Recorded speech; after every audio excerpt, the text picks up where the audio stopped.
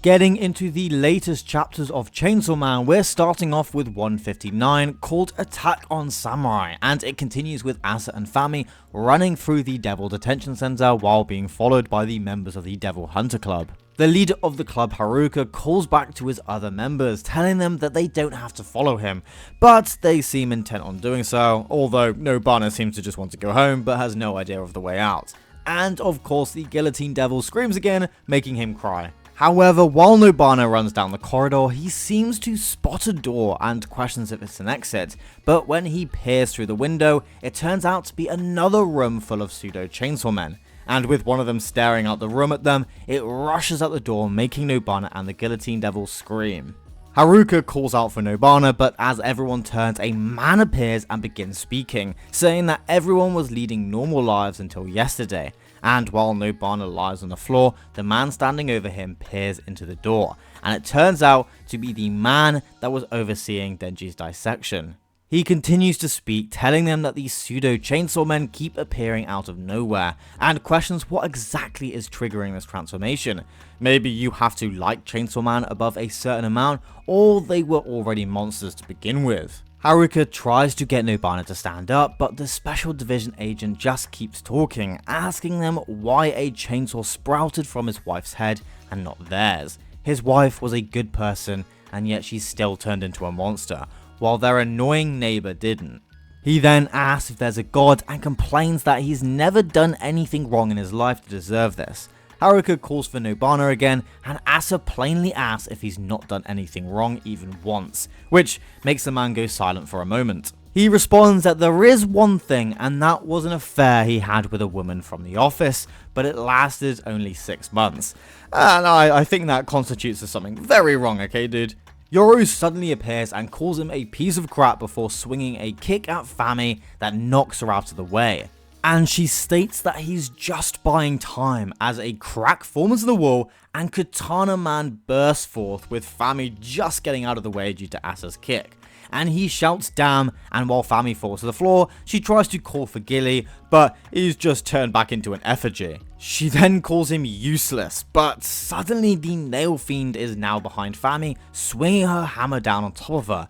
And Yoru, out of the kindness of her own heart, just drop kicks Fami in the face, sending her flying out of the way of the Nail Fiend's strike. Which, I feel like there's some ulterior motive here. She's done that twice now, when the second time she could have easily just kicked the Nail Fiend out of the way instead. It's like she's trying to hurt Fami.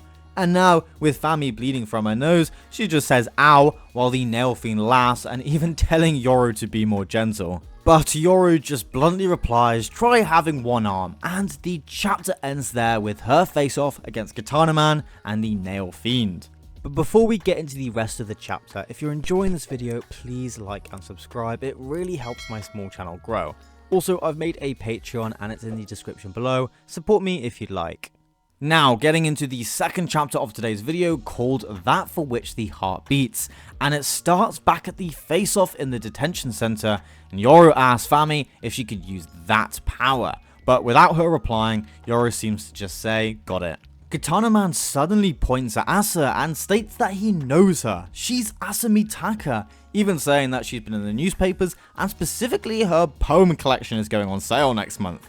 Asa seems to blush and the Nail Devil hilariously asks him if he's a fan. But he fervently denies it, stating that everything's a mess because of Chainsaw Man. Everything's happening because of little kids who worshipped an idiot, which is just what his granddad used to say. The Nail Fiend mocks his tirade, leaving Katana Man to clap back with a threat, but the Nail Fiend isn't fazed and comments on his former life as a Yakuza member, calling him a criminal. But Katana Man defends them, saying that they were protecting Japan from behind the scenes. But this just leaves the Nail Fiend to laugh out loud, while the Devil Club members stand there awkwardly. Then the Special Division officer interrupts, telling them to cut it and go kill those dudes. Asa tries to tell them to stop, but Katana Man and the Nail Fiend are already running towards them. Asa does manage to quickly ask if Katana Man has beef with Denji, and he agrees he does, since Chainsaw Man killed his grandpa.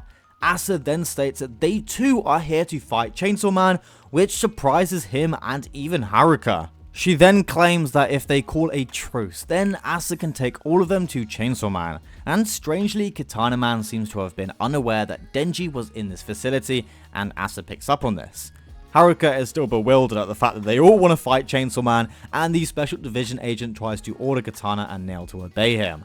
But Katana Man isn't having it and completely rejects his orders, so he doesn't have to defend his grandson's murderer. The agent reminds him that if he doesn't obey, then he can forget the deal they made about his Yakuza syndicate coming back, and also includes Nail threatening to take away their freedom. Their best bet is to follow his orders and finish off the group. Nail, however, pauses and states that they've gotten kind of sick of killing kids lately, commenting on how cartoonishly evil it is and asking Katana what he thinks. He apologizes, and while everyone looks on to hear his answer, he goes on to say that killing Chainsaw Man is the reason he's alive. Nail calls him cool, and the agent just sighs before saying that he never should have joined the Special Division. Then the standoff begins, and in the blink of an eye, Katana Man swings his sword around, but the agent is nowhere to be seen. Katana Man mocks him for running, and a voice in the distance says that there's no way he'd take them all on. If they want to see Chainsaw Man so badly, then they can do so, but he's going to fetch someone that can kill them. Asa pauses before asking if all the agents are this cowardly, and Katana just ignores this, stating that he'll let her live if she takes him to see Chainsaw Man. Haruka, completely unable to wrap his head around the situation, says that fighting Chainsaw Man is stupid. But Asa, or potentially Yorihiro, I'm not too sure, disagrees with him and boldly states that the reason her heart is beating is to fight Chainsaw Man. And then Katana Man says the coolest line ever, that he'd expect no less from Chainsaw Man's woman, and she's already stealing his lines. And now, with the chapter over, getting into the discussion, I have to say I'm slowly starting to get more hyped for these chapters now. There are some really awesome and even goofy moments, like with Katana Man being a fan of Asa's poem collection. Also, it's canon now, Asa is officially Chainsaw Man's woman. But I do wonder how Fujimoto will take this in the coming chapters. Like, maybe they'll find him all cut into pieces and we'll have to reevaluate their strategy when it comes to fighting him, but we'll just have to wait and see. It's now coming to the end of the video, and I just wanted to say thank you so much for watching. I'm so happy you stopped by. My channel is steadily growing and I'm amazed at the support I'm getting, and I also have a Patreon now, so feel free to support me however you like. The link will be in the description, and I will shout out names at the end of each video. Thank you again, please like and subscribe, and I'll see you in the next video.